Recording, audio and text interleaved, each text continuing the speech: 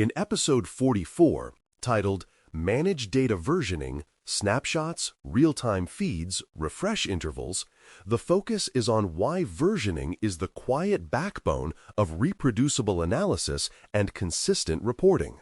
When two people run the same report and get different numbers, the cause is often not math, but timing, because the underlying data moved between one view and the next.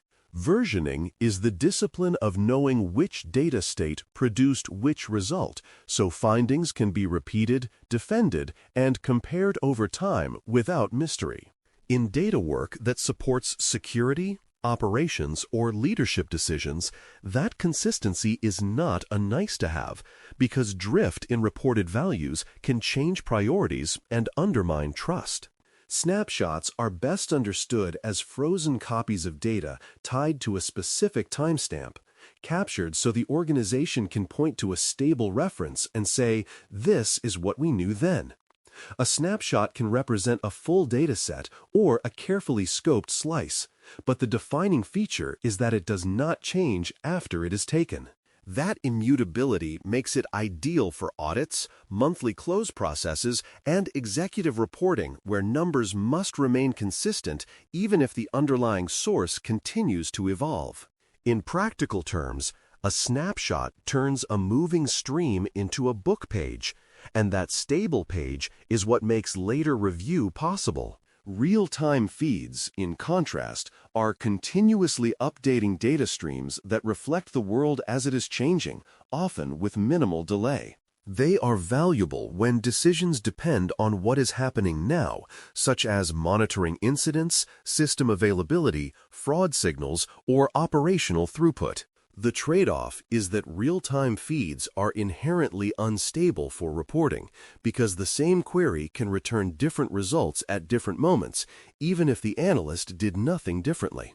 A real-time feed is more like a live camera than a photograph, which is powerful for situational awareness but challenging for reproducibility unless the outputs are captured or annotated. Refresh intervals sit between those extremes, and the right interval depends on decision needs and cost, not on a generic desire for freshness. Frequent refresh can support faster reaction, but it can also raise compute costs, strain source systems, and increase the chance of partial updates that create confusing mid-refresh states. Less frequent refresh can reduce noise and stabilize reporting, but it may be too slow when risks change quickly or when leaders expect near-current information. The key is to treat refresh as part of the decision system, selecting an interval that matches the pace of action while respecting the economics and reliability of the pipeline. Tracking versions is what keeps numbers consistent across reports and teams because it gives everyone a shared reference point for what data state they are discussing. Without version tracking, one report may quietly include a late correction while another does not, and the organization ends up debating whose report is right instead of deciding what to do. Version tracking can be as simple as embedding a dataset timestamp, a build identifier, or a snapshot label into the report output so it is obvious what was used. When that marker becomes routine, discussions become calmer because disagreements can be resolved by aligning the versions rather than relitigating the analysis. A common failure mode is comparing mismatched time windows across sources because different systems capture events at different moments and with different delays. One dataset may be based on event time, another on ingestion time, and a third on when a batch job ran. And those differences can shift totals in ways that look like real change.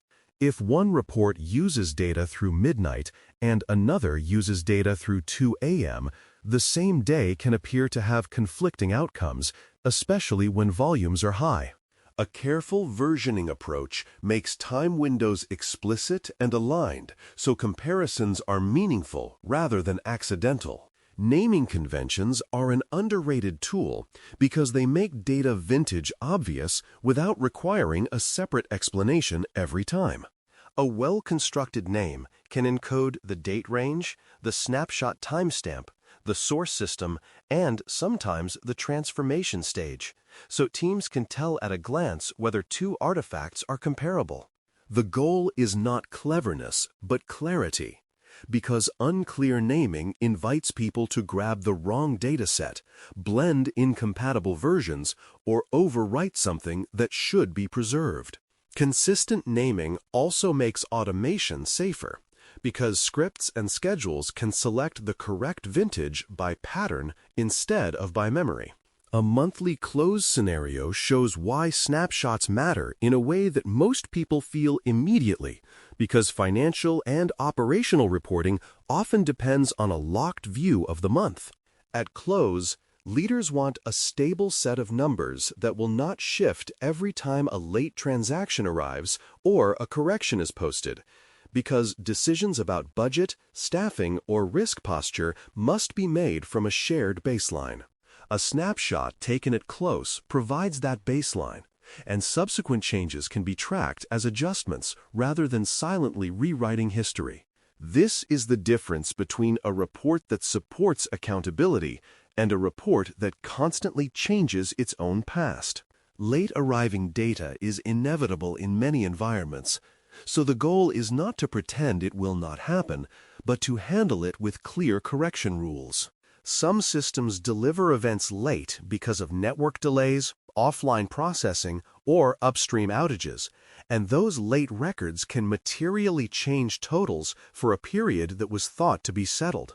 Correction rules define whether late data is applied only forward, applied to the original period with an adjustment log, or triggers a formal restatement of the snapshot. The rule should be chosen based on the decision impact and the need for auditability, because just updated often creates confusion and erodes confidence.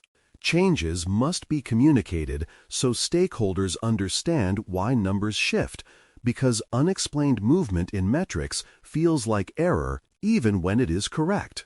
A small note that a dataset was refreshed, a backlog was processed, or a correction policy applied can prevent a week of unnecessary debate. This matters most for executives and non-technical leaders who may not care about pipeline mechanics but do care about whether the reporting system is stable and trustworthy. Clear communication turns change into a controlled process, which helps people keep their attention on the decisions rather than on suspicion. Lineage notes are what preserve the story of when and why updates occur, and they become essential when questions arise weeks or months later. Lineage captures what source data was used, what transformations were applied, when the build ran, and what version markers were produced, which makes investigations faster and more objective.